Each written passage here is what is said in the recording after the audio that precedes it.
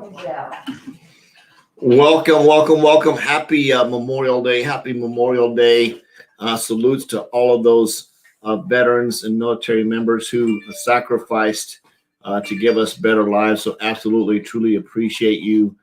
Thank you. And to the families who lost military loved ones, hearts and prayers go out to you and say thank you very much for serving our country.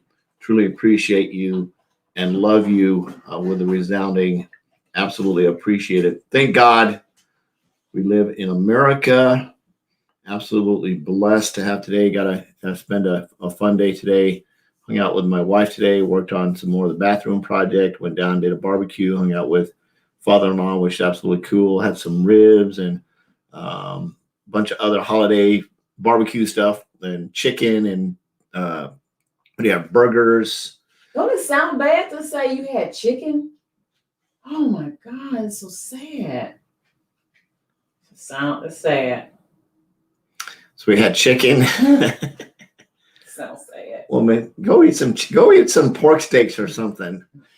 So anyway, hey Marcia, thanks for swinging by. So branding tips. We're going to talk about 7 tips to building a better social media presence. A lot of these have to do with why are you on social media. So I'm going to run through these really quick. Then I also have 7 additional tips. If you'd like those 7 additional tips, shoot me a private message. I'll get those 7 additional tips over to you. Being on social media, I was actually sitting. We made a quick trip run here earlier, and I was going through and I was looking at. I pulled up. I'm learning, going through Forex education stuff, and one of the opportunities that I have is I'm basically a reseller of the education, which is pretty cool. I can sell the education platform. So I was looking.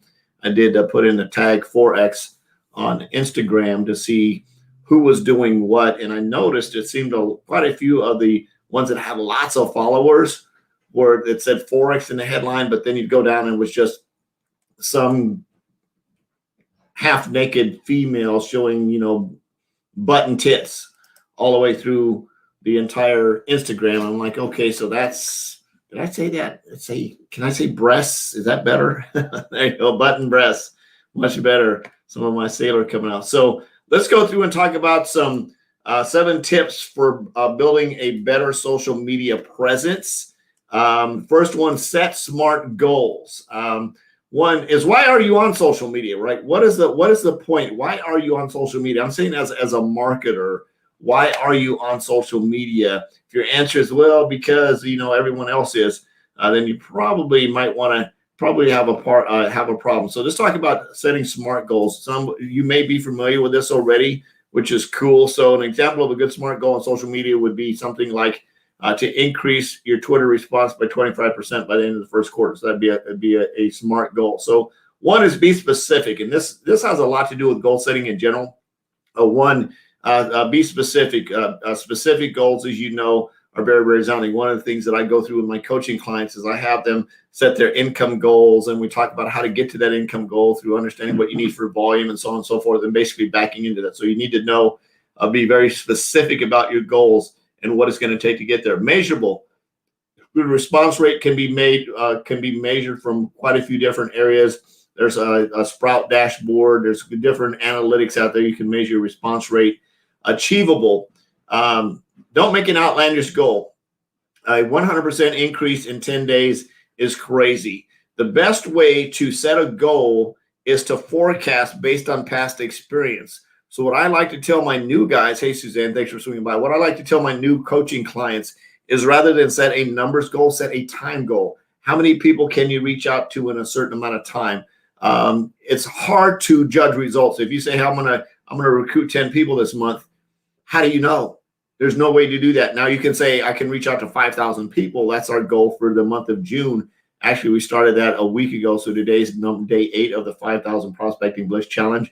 I'm at 963 plus whatever today was, plus 130 for today. So whatever that number comes out to be, so I'm a little ways over 1,000 people that I've reached out to in the last 8 days. And as a result of that, people are starting to reply back to me and saying, hey, can I get some more information on what you're talking about? So I can set that. That's an activity that I can do every day. Now, I may have to adjust that daily. I can't control who's going to respond. It would be crazy to me to say, hey, I'm going to have 10 people respond to me.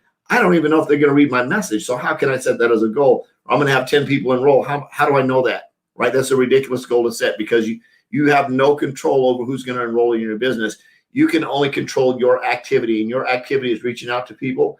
Your activity is setting appointments. Your activity is not even guaranteeing that they're going to show up for the appointment, but when they do is to do the presentation and get them in front of a presentation, right, for that appointment.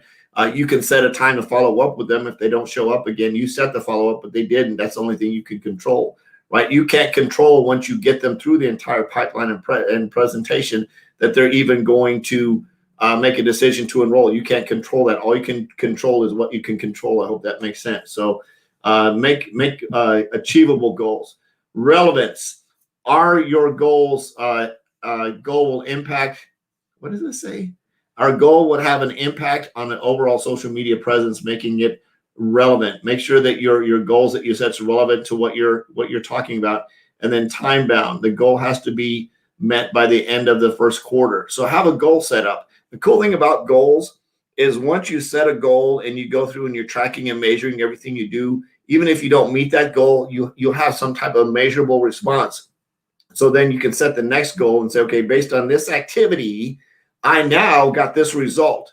So if I do a similar activity, or maybe I 10x that activity or double that activity, you may get better results. Now, you may not necessarily double the results, but you'll get more results than you did before, right? So that's the way that works. So going back to this, 7 tips to building a better social media presence. 1 was set a SMART goals.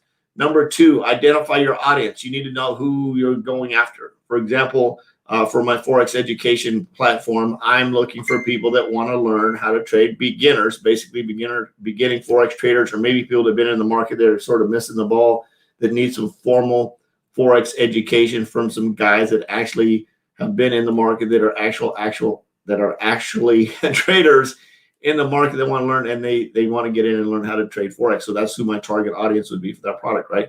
Identify your audience, right? Pro tip, not everyone is your audience. So just make that aware, especially your friends and family. Sometimes your friends and family are not your audience. Which social media sites are you on? Your posting schedule, type of content you publish, your brand's voice. What does it say? What does it resonate? How does it sound to people on the other end? What does it look like? Are you basically a naked girl standing there showing her breasts and butt? Is that your brand? Or do you actually have a brand that talks about something that's relevant to your education platform, right? Be human. Number 3 is be human. This is a big one. One of the worst mistakes to make on social media is coming off as a faceless corporation with zero personality. In the modern age of transparency, people want to get to know your company on more of a personal level. So put some personality, put some you into it, right? Brand yourself, but brand your company in what you're doing, but make sure that in that brand you have some personality into it, right? That's why you have like the Wendy's girl with the red hairdo, and you have Flo for Progressive, right? Progressive is an insurance company, but Flo is their branding image, which is pretty neat. 4, seek relationships, not just followers. Work on building relationships with people. Now, you are going to have followers, and people are just going to follow you, which is fine. But those followers, if you're going to go out and buy one of those follower packages, I'd recommend against that, because you're going to get a bunch of people that are following you for no other reason. They're not going to be your specific target audience. It's going to be a waste of money and time. And a lot of times your account will get shut down or blocked, or you'll get put in jail. So recommend not doing that. Have quality versus quantity. If you go in and some of your followers aren't active, remove them, uninstall them. There's no reason for them to be there. Let's see. Number 5, create an editorial calendar. When are you going to post? I have a calendar right here on my desk. Matter of fact, I'm planning out my week. So you should have a calendar up when you're going to post. Normally on today, I would have went to live today at 4:15. But got caught up in doing a barbecue, did some holiday stuff. So I'm running late. The world's not going to come to an end, but typically throughout the week, other than on Sundays, I plan to go live at 4:15 p.m. Central Standard Time, pretty much for the rest of the week. So create your editorial calendar, when you're going to post, when you're going to set it up, how you're going to post. One of the things I'm working on Instagram, still learning the whole Instagram and Instagram Reels, is how to set up so I can get all my Reels done on one day and set up a schedule, so then I can go in and just post them without having to do one each day. I'm going to find a day, probably going to be Saturday and maybe Friday afternoon, where I'm going to go in and I'm going to do all my Reels for the next 7 days, and I'll go in and just set them up and post them and run them. We'll see how that works out. So create an editorial calendar. Number 6, automate the right way. Make sure if you're going to use some type of automation tool, like I said earlier, that it is an automation tool that's going to provide results and is possibly duplicatable, that someone else can use it, that's not too far out of whack. So maybe an automation tool will be something like in your Facebook chat, you have a bot that comes up and automatically replies back based on somebody's question, how they set it up, and somebody can reply back. If they say this, and it's going to go there. If they say this, it's going to go there. So you have a smart reply system. Number seven, again, if you want the 7 additional tips on building a better social media, shoot me a private message. I'll get those to you. But number 7, focus on helping over selling. One of the things I tell my coaching clients is, what problem does your product solve? What solution does your product offer? What value does it provide to others? Nobody cares that you have CBD. They really don't care. Nobody cares that you have Bitcoin. They really don't care. They want to know, by investing in Bitcoin, what's going to happen. All right, and everybody says, well, naturally you make money. Well, naturally you don't, because a whole lot of people have lost a lot of money trying to invest in Bitcoin, or trying to invest and become a trader without any formal training, or trying to start a social media marketing business, or social media business, trying to start a network marketing business without any kind of training, right? They understand, they see the vision, they see the concept, they understand it, but they don't know how to prospect. They don't know how to follow up. They don't know how to close. They don't know how to approach. They don't know how to market. They don't know how to do a social media post. They don't know where to post. They don't know any of that kind of stuff. And yet they're so-called in business and they have no clue, and they end up losing a lot of money because they're selling what it is, not what it does. So although social selling is indeed on the rise, rarely should your social media presence be about the hard sell. Sure, you in e-commerce, it makes the push. So it depends, again, what you're selling. Absolutely, Carla, shoot me a private message. So I'll get those over to you. And if it's not in my inbox, I can't send you the additional 7 messages. So shoot me a message in my inbox or remind me, and I'll get those over to you here in just a little bit. So focus on helping over selling. Although social selling is indeed on the rise, make sure that when you're setting up your product, when you're setting up your marketing, that you understand that you are providing a solution. One of the things that we teach in our coaching program is to use what we call a curiosity post. And basically what a curiosity post does is it builds curiosity. It gets people to engage with the end user. And when they engage with you, you can take them off of that and have a sidebar conversation that says, da, da, da, da, were you just showing support in the post, or were you wanting more information on how to XYZ PDQ based on what's in the post, right? So it's all about how you market. It's all about how you show up. And I'm going to throw this tidbit out to you, right?